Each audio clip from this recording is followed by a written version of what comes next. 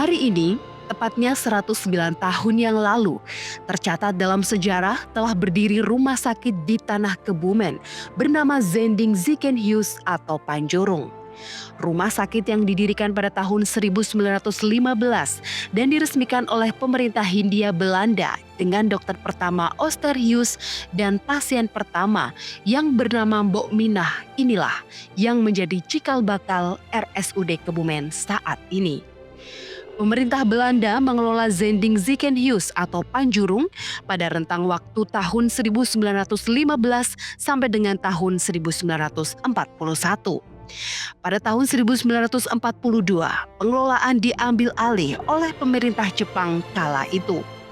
Setelah kemerdekaan Republik Indonesia, tepatnya di tahun 1945 sampai dengan tahun 1950, barulah pengelolaan dilakukan oleh pemerintah Kabupaten Kebumen dan selanjutnya diberi nama RSUD Kebumen. Dari tahun 1950 sampai dengan sekarang, pengelolaan dilakukan oleh pemerintah Kabupaten Kebumen yang dalam perjalanannya mengalami banyak peningkatan. Pada tahun 1972, status RSUD Kebumen masih sebagai rumah sakit kelas D. Kemudian di tahun 1983 barulah menjadi rumah sakit kelas C.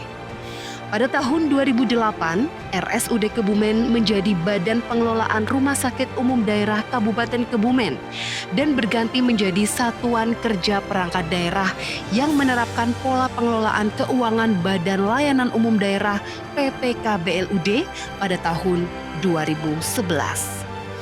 Pada tahun 2014, RSUD Kebumen berpindah tempat dan resmi berganti nama menjadi RSUD Dr. Sudirman sesuai dengan Peraturan Bupati tahun 2014 tentang pola tata kelola RSUD Dr. Sudirman. Dr. Sudirman adalah dokter kedua setelah Dr. Gularso.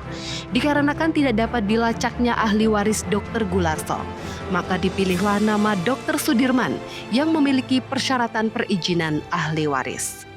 Berangkat dari moto senyum, sigap, empati, nyaman, yakin, unggul, dan memuaskan, RSUD Dr. Sudirman senantiasa melakukan perbaikan mulai dari sarana, prasarana, maupun SDM yang dimilikinya. Seperti layaknya kepompong yang bermetamorfosis menjadi kupu-kupu, hal itu pula yang menjadi proses pendewasaan RSUD Dr. Sudirman sampai dengan saat ini.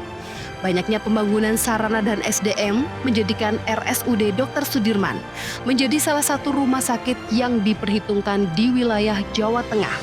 Dan pada tahun 2016, RSUD Dr. Sudirman menerima predikat akreditasi paripurna. Hingga kini, seluruh pembangunan sarana dan SDM semakin menggelora.